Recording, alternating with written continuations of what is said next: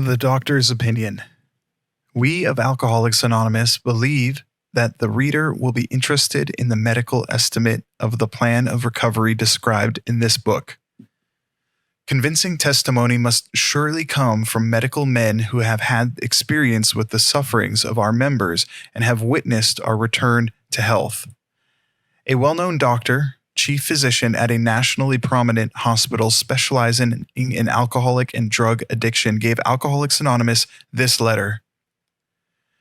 To whom it may concern, I have specialized in the treatment of alcoholism for many years. In late 1934, I attended a patient who, though he had been a competent businessman of a good earning capacity, was an alcoholic of a type I had come to regard as hopeless. In the course of his third treatment, he acquired certain ideas concerning a possible means of recovery.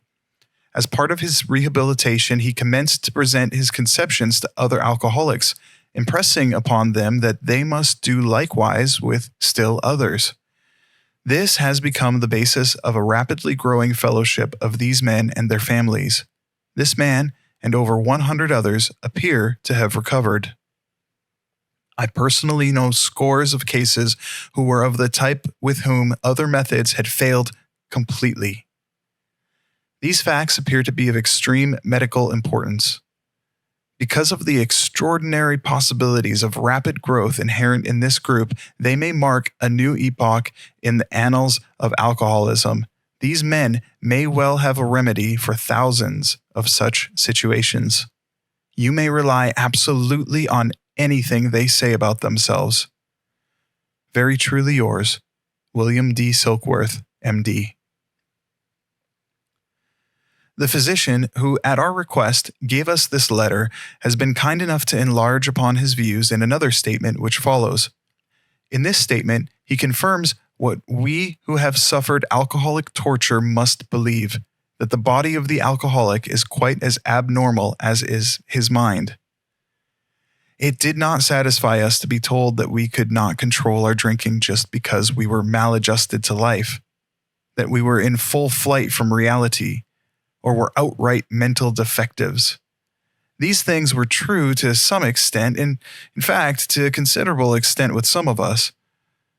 But we are sure that our bodies were sickened as well.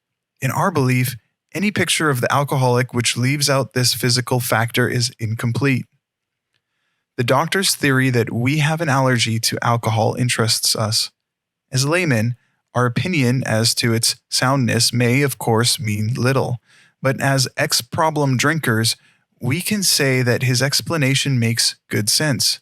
It explains many things for which we cannot otherwise account. Though we work out our solution on the spiritual as well as an altruistic plane, we favor hospitalization for the alcoholic who is very jittery or befogged.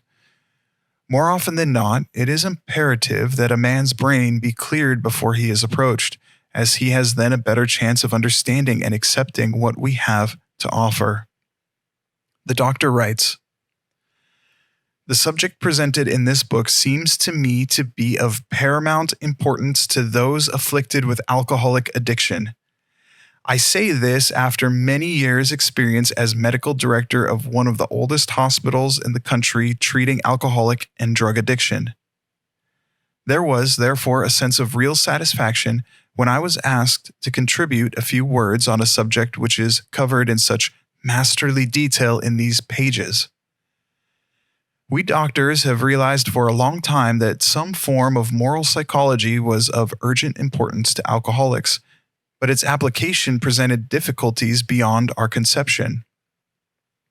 What with our ultra-modern standards, our scientific approach to everything, we are perhaps not well equipped to apply the powers of good that lie outside our synthetic knowledge.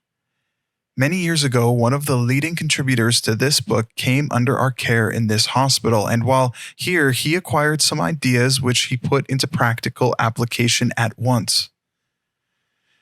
Later, he requested the privilege of being allowed to tell his story to other patients here, and with some misgiving, we consented. The cases we have followed through have been most interesting. In fact, many of them are amazing.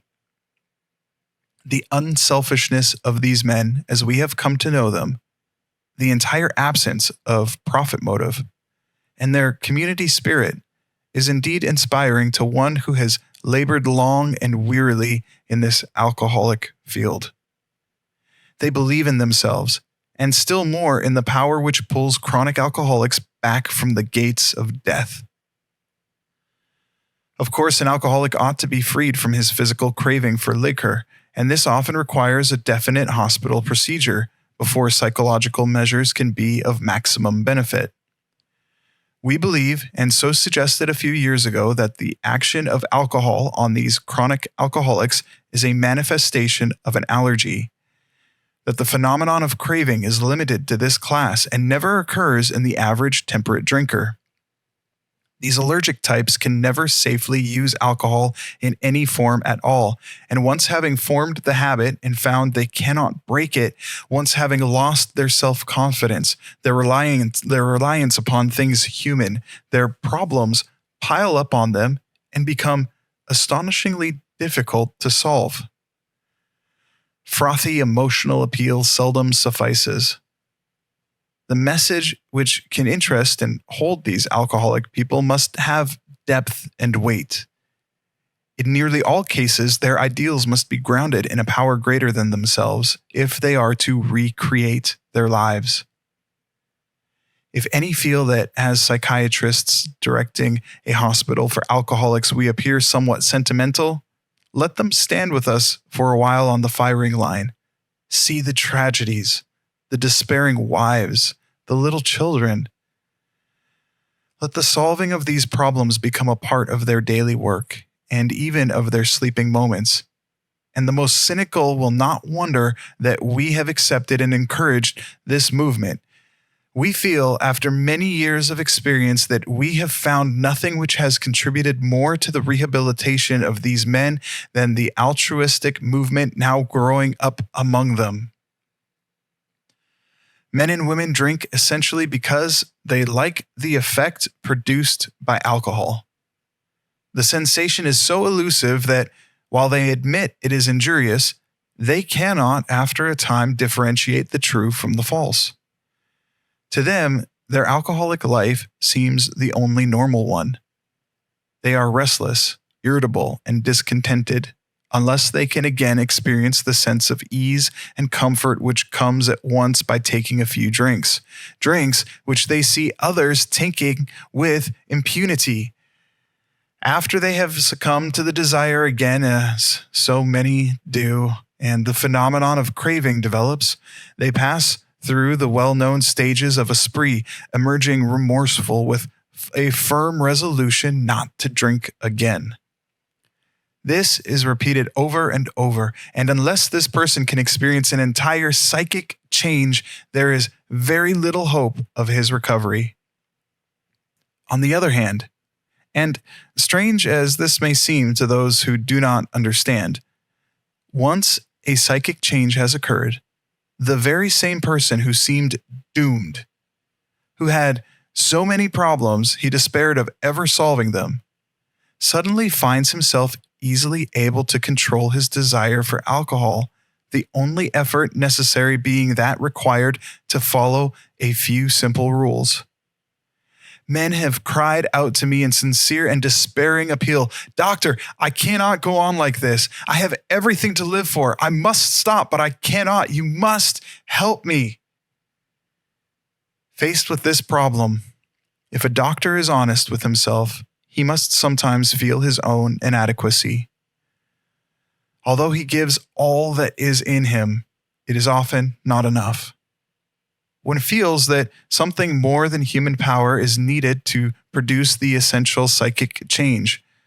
Though the aggregate of recoveries resulting from psychiatric effort is considerable, we physicians must admit that we have made little impression upon the problem as a whole.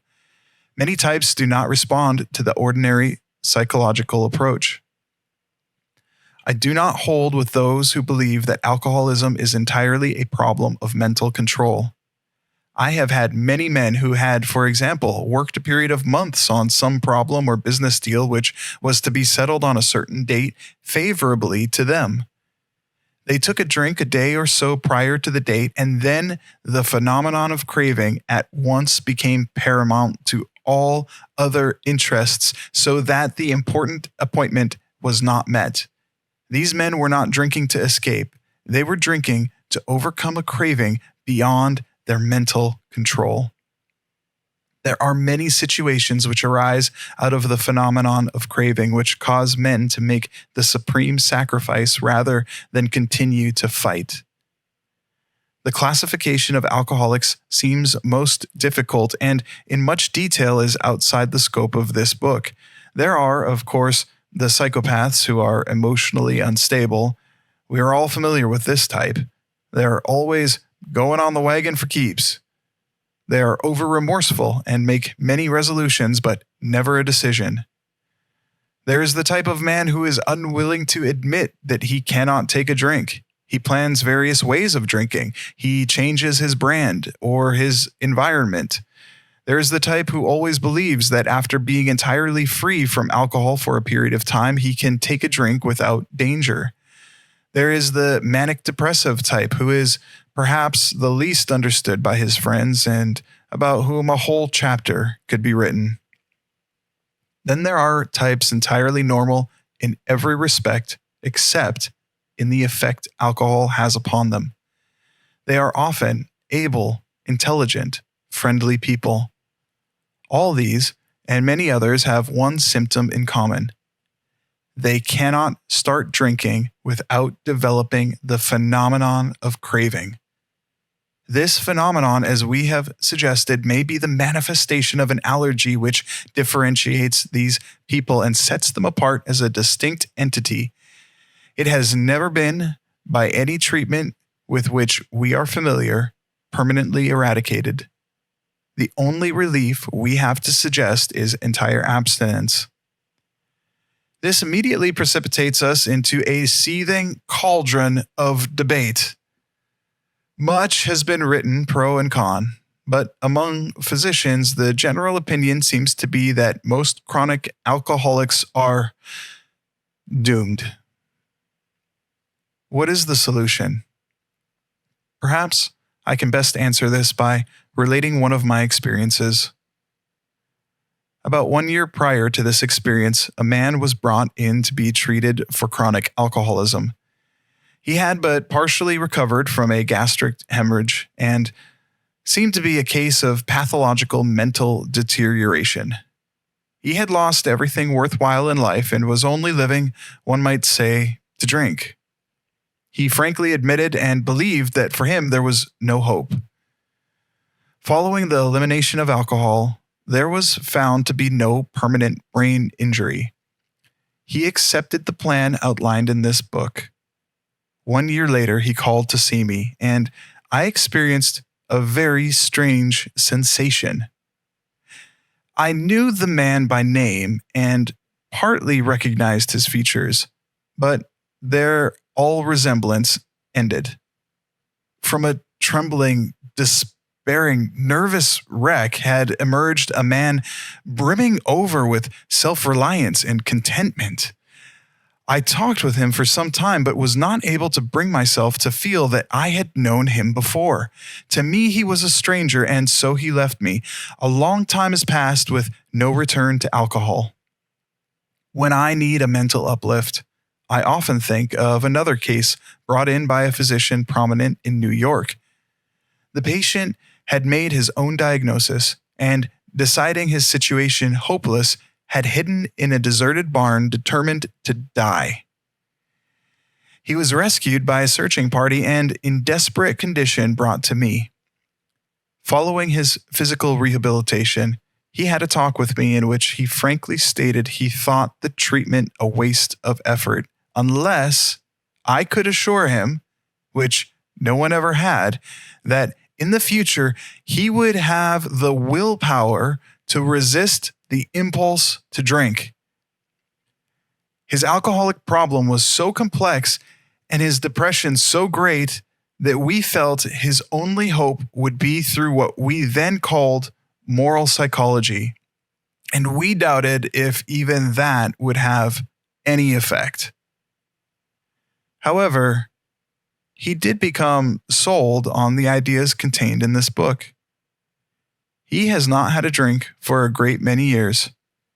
I see him now and then, and he is as fine a specimen of manhood as one could wish to meet. I earnestly advise every alcoholic to read this book through, and though perhaps he came to scoff, he may remain to pray. William D. Silkworth, M.D.